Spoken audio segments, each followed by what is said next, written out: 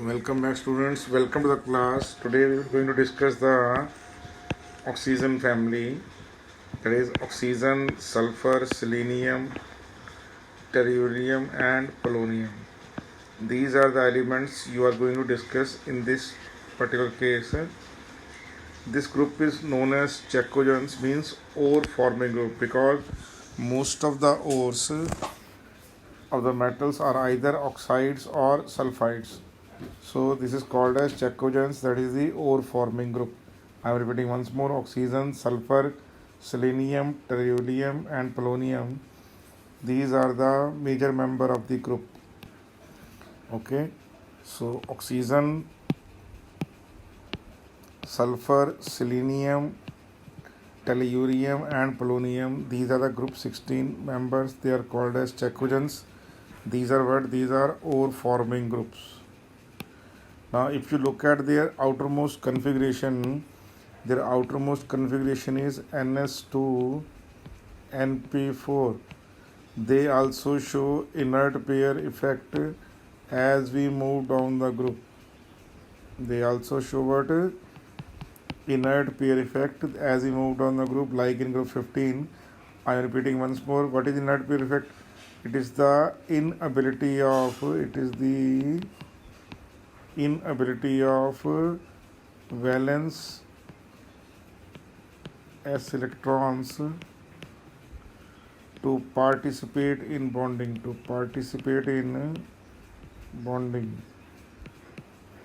That valence ns2 electrons, they are not able to participate in bonding, and that's why the lower member, that tellurium and selenium and polonium, is radioactive. Okay, they are not able to show the usual oxygen state of, you can say, +6.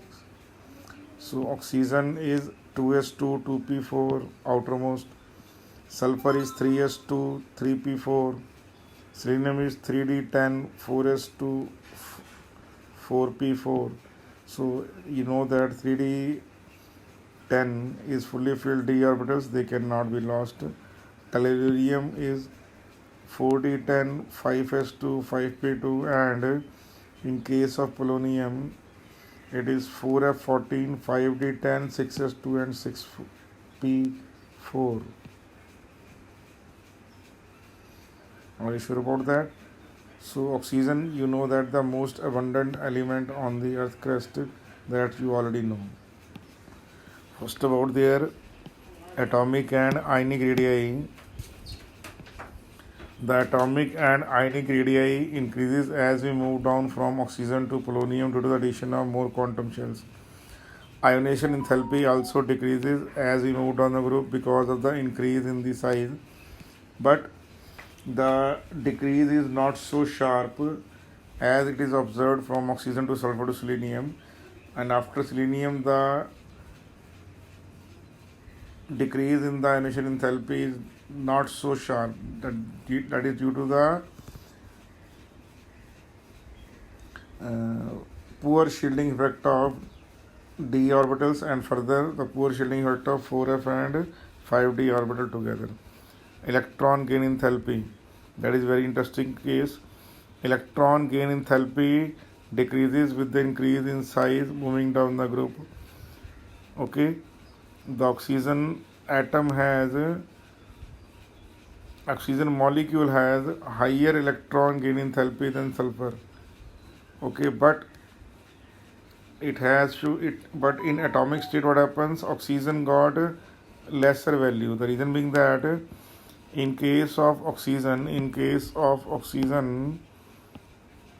the 2 electron has to enter the smaller 2p orbital, so repulsions are more. But in case of sulfur, it is bigger 3p.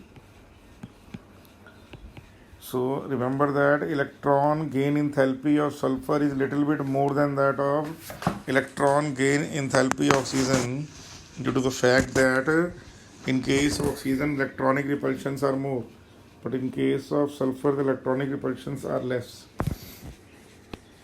Similarly, electronegativity as we move down the group, okay, the electronegativity that decreases, okay, the electronegativity decreases because of the increase in the size, okay.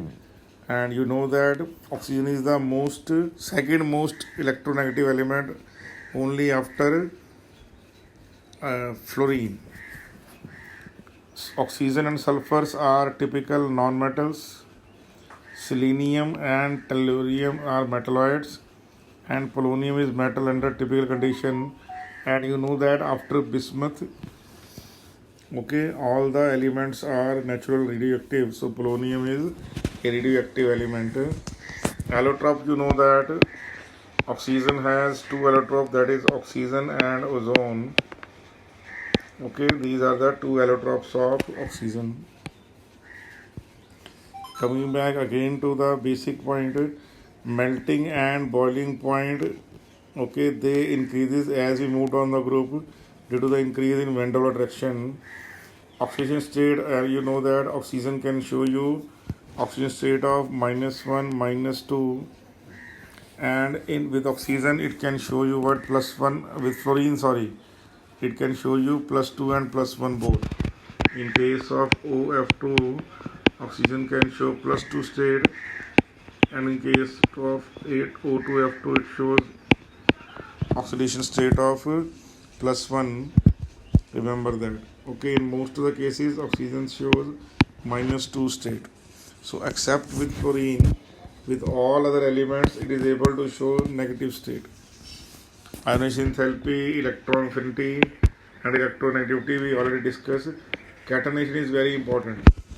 Okay, so what happens? The tendency to form chain, it decreases down the group. Okay, because catenation directly proportional to the bond strength. Now, oxygen is diatomic, sulfur and selenium are what? They are octatomic, and they form Puckett ring. Everyone knows about the S8 ring. That S8 ring is called crown ring. This is the structure of octet ring. Okay, please draw that structure 2-3 times so that you are able to memorize that. Okay, Puckett ring structure of S8. This is the structure. So you should be able to draw it 2-3 times, so that, because this question asked many times. Similarly, S8 forms, this is a chair form of S8. So chair form of S8 is very, very important. Okay, as we discussed that allotrope oxygen exists, there are two allotropes, that is oxygen and ozone. Sulfur has also allotrope. This is rhombic sulfur, monoclinic sulfur, plastic sulfur, and colloidal sulfur. Clear? So the monoclinic form is the most stable form. Okay, and remember that the rhombic sulfur transform into monoclinic sulfur above 95 degrees Celsius. Similarly, selenium also exists as what? Rhombic selenium and monoclinic selenium. Gray is the most stable form of selenium. Tellurium also exists in two forms, non-metallic form and metallic form. And metallic form definitely is more stable. Similarly, polonium also has two forms, alpha and beta, and both the forms are metallic forms.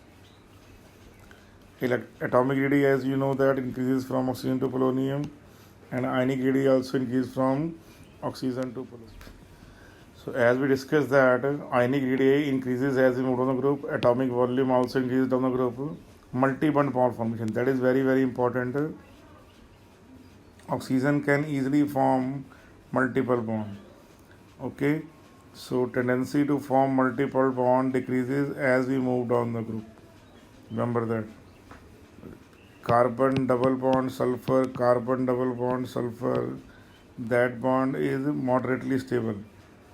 But carbon double bond selenium and carbon double bond selenium, it decomposes readily, while carbon double bond tellurium does not exist.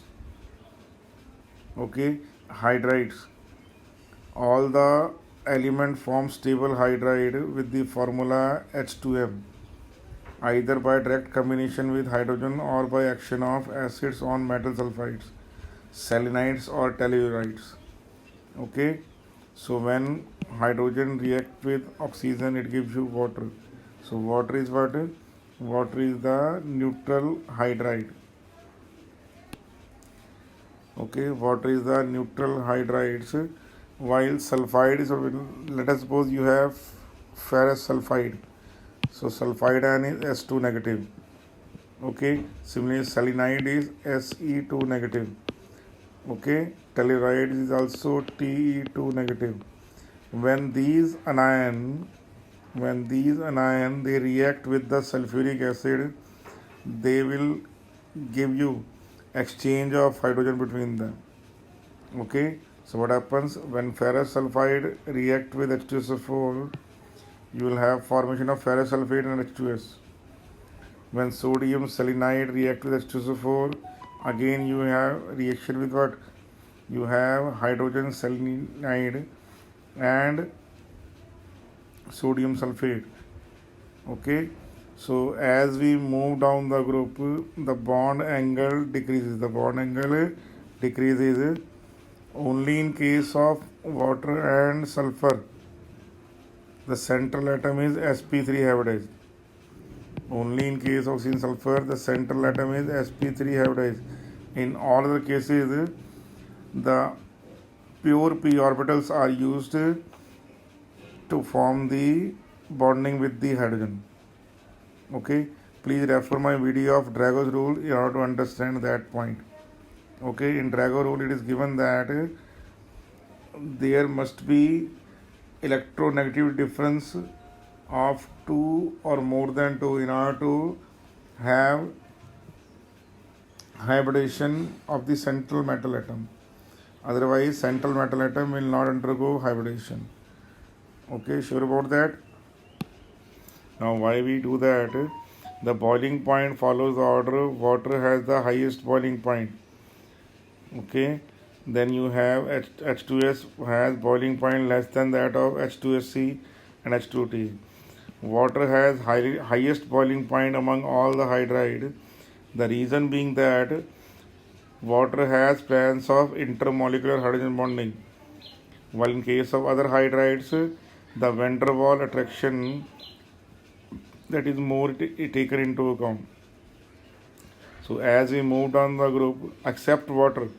So if you go by H2S nature, so H2S onward, the boiling point increases down the group.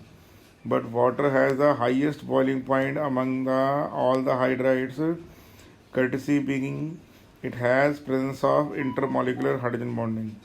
But in case of other hydride, that is H2S, H2SC and H2T, the force that reckon is van der Waals attraction, which is highest as the molar mass increases. So this is the tendency of the various hydrides. Okay, I am repeating once more. Stability decreases as we move down the group. I am repeating once more. Thermal stability decreases as we move down the group. Boiling point increases as we move down the group. But water is exception. Water has the highest boiling point.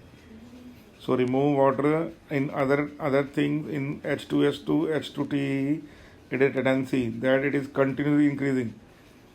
But H2S by discrepancy has highest boiling point due to intermolecular hydrogen bonding. Now if you go by the acidic nature, the acidic nature increases as we move down the group.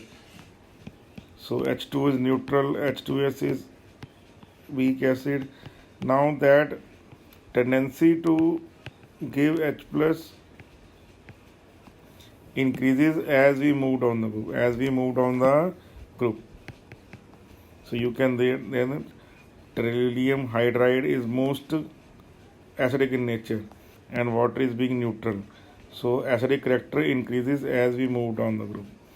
Acidic nature increases as we move down the group. This happens because what? This happens because of stability. As we move down, stability also increases. Sorry, stability decreases. It means tendency to give H plus increases. Similarly, reducing nature also increases down the group. Reducing nature also increases down the group. As we move down the group, the tendency to reduce, tendency to give electron, it increases. Are you sure about that? Is owing to the electronegativity decrease. As we move down the group, electronegativity decreases. Okay, and tendency of electropositivity increases. Now, poisonous nature, acidic nature, and reducing character increases down the group. Okay, it increases down the group.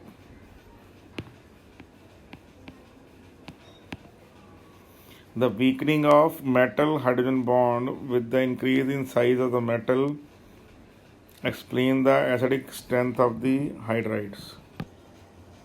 The other hydrides of the group is H2O2, that is hydrogen peroxide, and H2S2.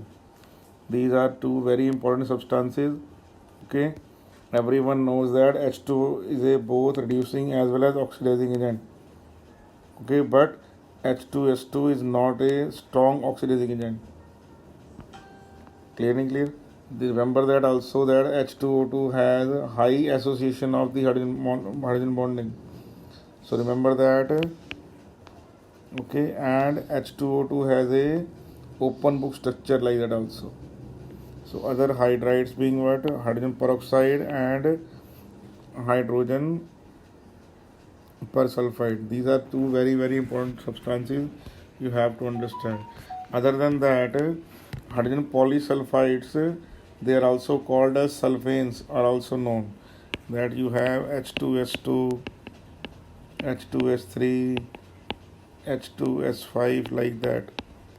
These are called as what? They are called as sulfanes or polysulfides, but they are called as polysulfides. You have structure like that.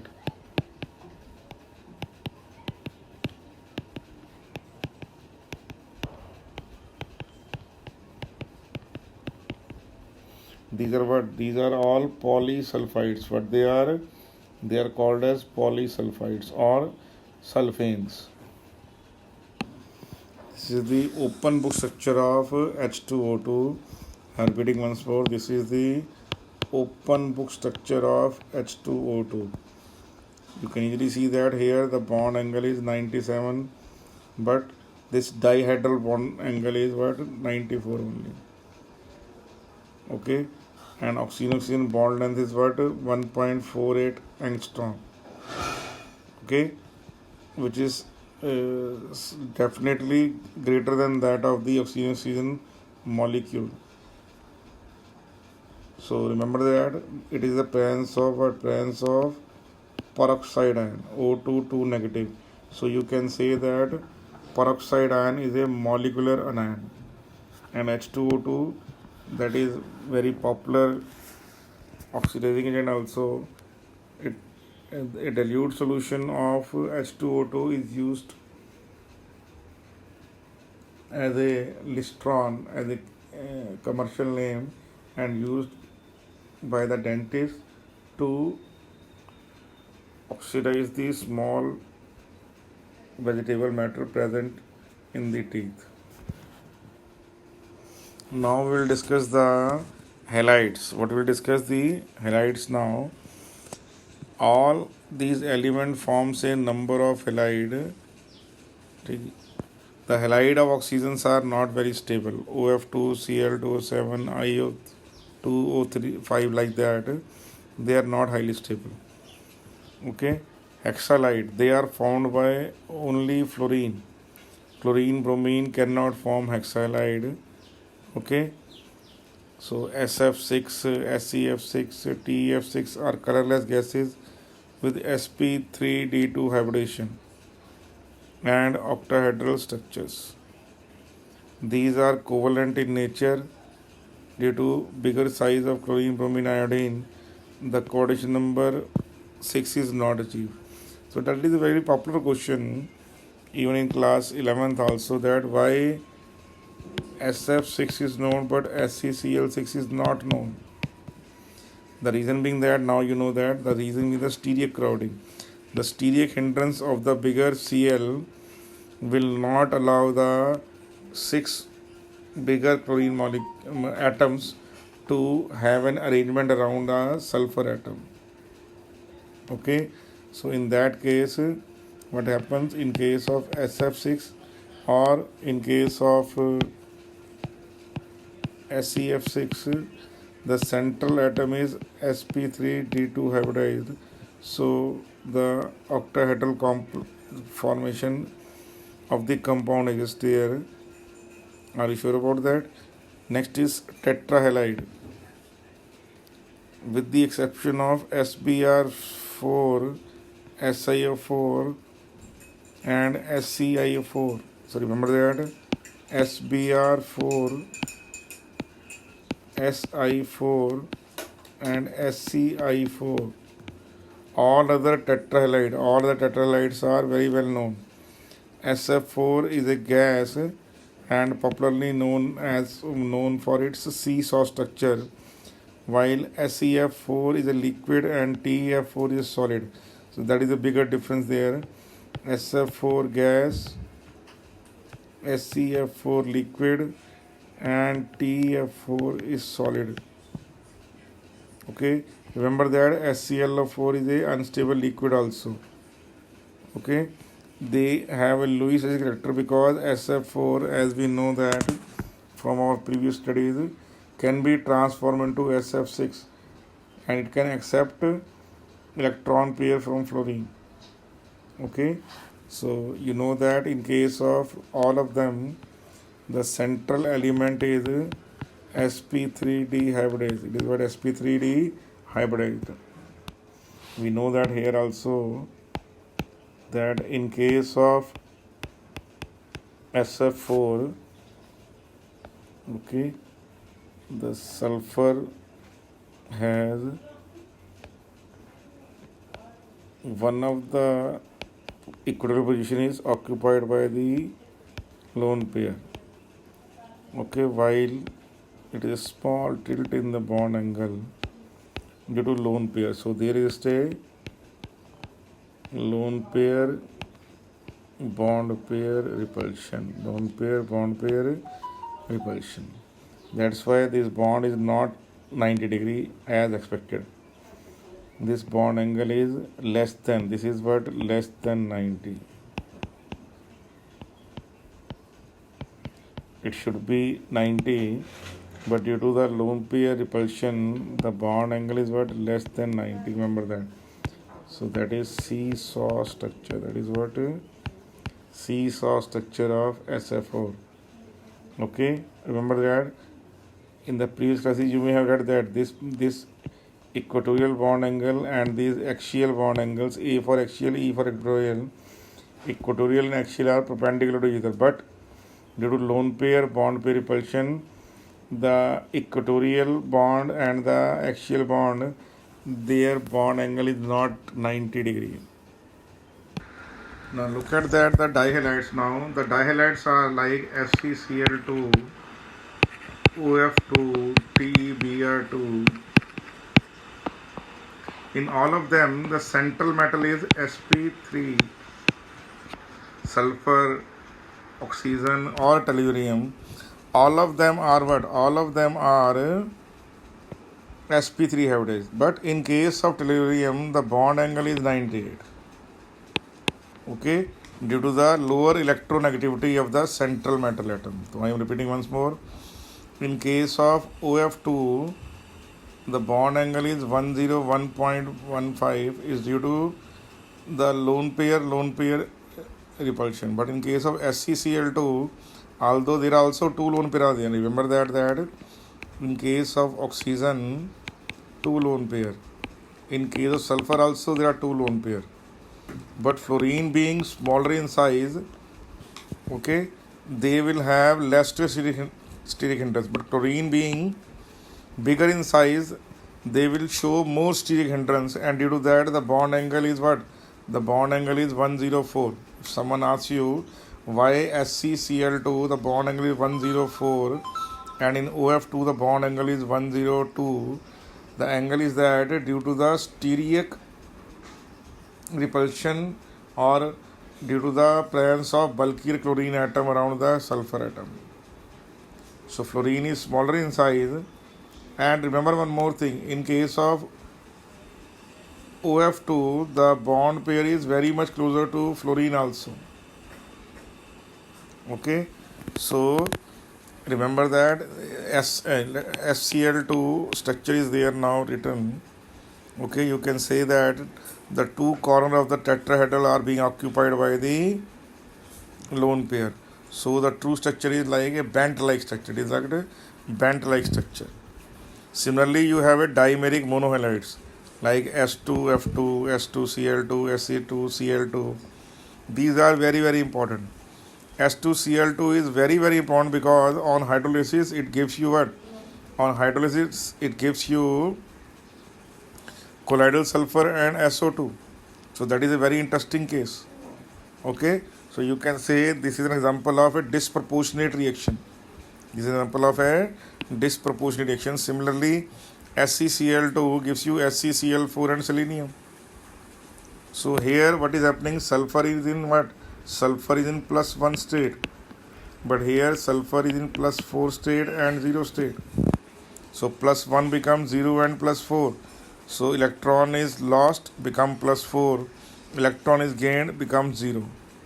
Similarly, in case of Sc2Cl2, you can see here. Okay, in case of Sc2Cl2, what are you observing?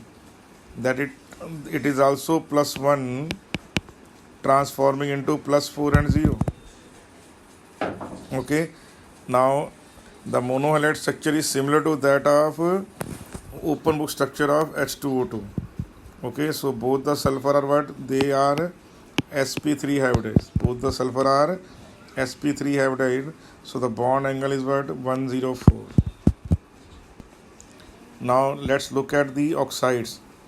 Ozone is also considered as oxides of oxygen, but and actually it is a allotrope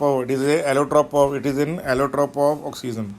So sulfur will form three type of oxide, that is monoxide, dioxide and trioxide. Selenium will form dioxide and trioxide. Tellurium will form monoxide, dioxide and trioxide, while polonium does not form trioxide due to the inert pair effect. In case of sulfur dioxide, the central atom is sp2 hybridized, but the bond angle is 119. Okay, due to what? Due to lone pair pi bond repulsion. In case of SO2, there are what? There are one sigma bond and one pi bond. So the true structure is like this one. One of the pi bond is p pi bond, and the other bond is p pi d pi bond. In the coming lecture, we will discuss about SO2. Similarly, in case of SO3, there is no lone pair on sulfur. Okay, but there are 3 pi bond. The true structure of SO2 is this one. Similarly, true structure of SO3 is this one. Okay, it got one p pi bond, 1 and 2 p pi d pi bond. P of oxygen overlap with the D of sulfur. Similarly, in case of SO2, okay, there are two, so one p pi bond and one p pi d pi bond is there. So you have to memorize all these things. In solid state, SO3 exists as an cyclic trimer and also as a closed chain cross linkage polymer also. Look at that. In solid state it exists as an alpha form. So it is a what? This alpha form is what? This is the alpha form of SO3. cyclic trimer form. You can say that cyclic trimer form is there. Okay, and then you have a linear chain cross linkage like that. So memorize these two structures, they are very very important and definitely will ask in the examination. Second is about the Sc2 volatile solid consists of non-polar infinite chain. Okay, it does not. So remember that SCO2 does not exist as what a trimer like situation. SCO2 exists as a non-planar infinite chain. Look at that. Continuous chain is going on. Okay, sure about that or not? So remember this structure also. So structure number 1, 2 and this 3, that is the selenium dioxide, they must be practiced by you several times. Now next thing is very very important, that is ozone. That is what? Ozone. Ozone is discovered by Van Marum by passing the electric discharge through air. Okay, so it can also be produced. So you know that in the upper atmosphere, when ultraviolet light pass through that, oxygen transform into ozone. Okay, so it can also be produced by the slow oxidation of phosphorus in air. You know that phosphorus in air undergo phosphorescence, that is called chemiluminescence. Reaction of fluorine with water at low temperature, ozone is one of the product. Electrolysis water, ozone is one of the product. And when sulfur dioxide react with H2O2, then also ozone is one of the product. In laboratory, it is produced by passing a silent electric discharge through cold and dry oxygen in an ozonizer, which is a Simon ozonizer actually. Okay, it is a glass tube containing electrodes and oxygen gas. For the manufacturing of ozonized air, Simon and Halusky ozonizer is employed. Okay, electrolytic method, when acidified water using high current density and platinum anode is electrolyzed, 95% of O2 is obtained at anode, the rest being the oxygen. I am repeating once more. When acidified water using high current density, it means the electrode surface area is small but current pass is high, so it becomes high density current. Okay, then at anode 95% of ozone is obtained along with 5 to 6% oxygen. Ozone is a pale blue gas, dark blue liquid and violet black solid. Pale blue gas, dark blue liquid and violet black solids. Okay, with characteristic strong smell, slightly soluble in water but more soluble in terpene oil, glacial acetic acid and carbon tetrachloride. It decomposes to give you O2. Okay, the most of the bleaching action of ozone is due to the presence of nascent oxygen. Bleaching action of the ozone is due to what's it's a nascent oxygen. Okay, so ozone gives you what? Oxygen plus nascent oxygen, that is O2 molecular form, plus it transforms lead sulfide into lead sulfate, it transforms ferrous sulfate into ferric sulfate, it transforms ferrocyanide into ferricyanide, and it transforms iodide into iodic, or you can say oxide of the iodine. Okay, similarly the reducing nature of ozone is also observed. When it reacts with H2O2, it gives you oxygen. With barium peroxide, it will give with hydrogen and barium peroxide. The type of reaction is same, the formation of the oxide and the formation of oxygen. Okay, then you have hypochlorous ion is there. Hypochlorous ion, when react with ozone, it gives you NaCl and oxygen. Similarly, under alkaline condition, potassium ferricyanide transform into potassium ferrocyanide. Reverse happens, you can see here also. in neutral medium. Are you sure? And one of the most interesting example of reaction of ozone is its addition reaction to what? Alkenes and alkynes to give you ozonides. To give you ozonide, it is used as a bleaching agent for the bleaching of ivory, oil and floor, at germicide and disinfectant for sterilization of water, and for improving the atmospheric in the crowded places. All these are very important tasks of ozone. Now, the oxidation of water, the oxidation of the potassium iodide by ozone can be conveniently used for the quantitative estimation of ozone. That is a very important method. Okay, in IIT Advanced, that type of questions will definitely come. When ozone react with excess of potassium iodide buffered with a borate at pH 9.2, iodine is liberated, which can be titrated against a solution of sodium thiosulfate. This is a quantitative method for the estimation of ozone gas in a sample. Now, first of all, why a borate buffer is used? The reason being that iodine being under basic condition can undergo disproportionate reaction. Not only iodine, all halogen except fluorine, they can undergo disproportionate reaction under basic condition.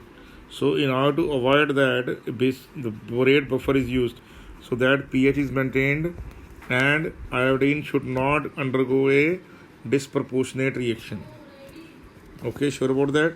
So what is the method? The method is that ozone react with iodide to give you iodine. The iodine produced is titrated against sodium thiosulfate.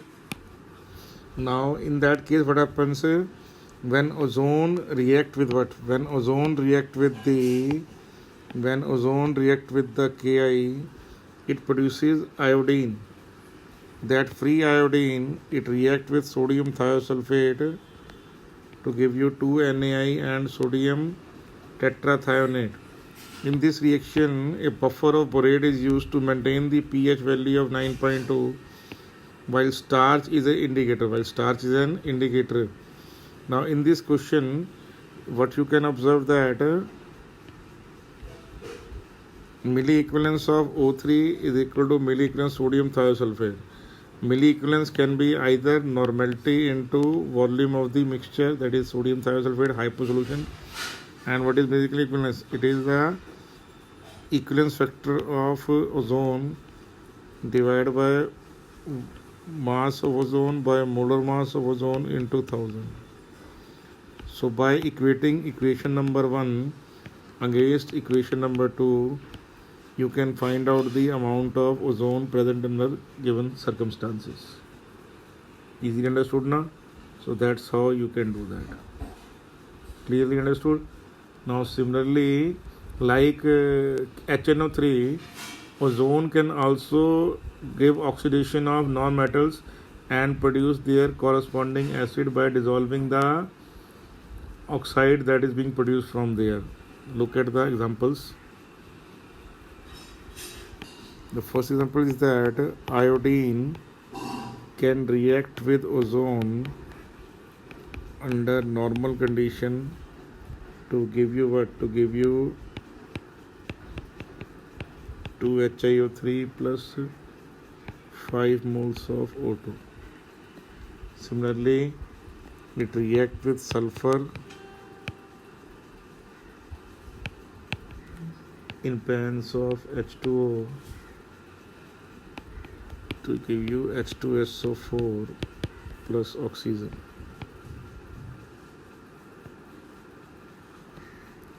Similarly, it reacts with phosphorus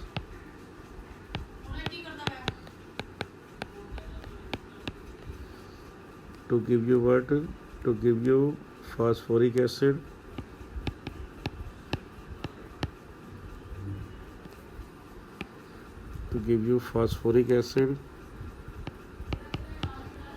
and oxygen.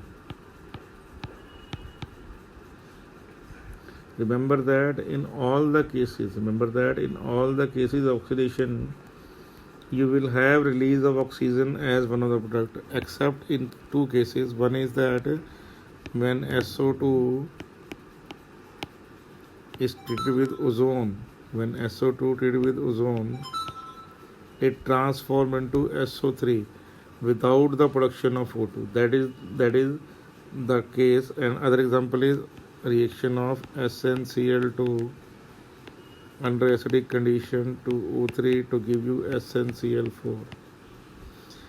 Only these are the two oxidation reaction in which what can happen. Only in these type of reaction the oxygen gas is not produced. In all other reaction of oxidation of ozone, O2 is one of the product. Memorize that also.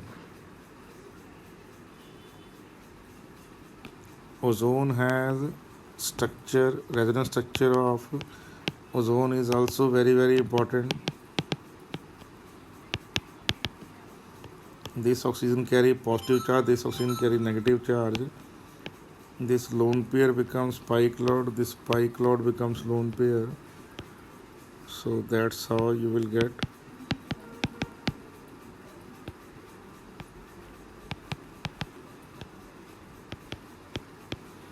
Okay. Similarly, what can happen now?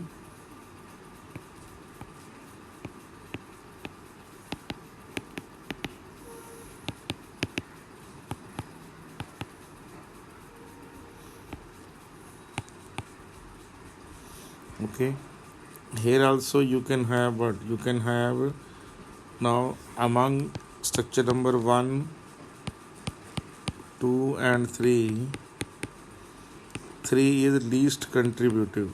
Why it is least contributive? Because this oxygen is incomplete octet, has incomplete octet. So that's why structure number 1 and 2 are taken as a resonance structure of ozone rather than 3. So 3, although it has negligible presence. Here. Are you sure about that?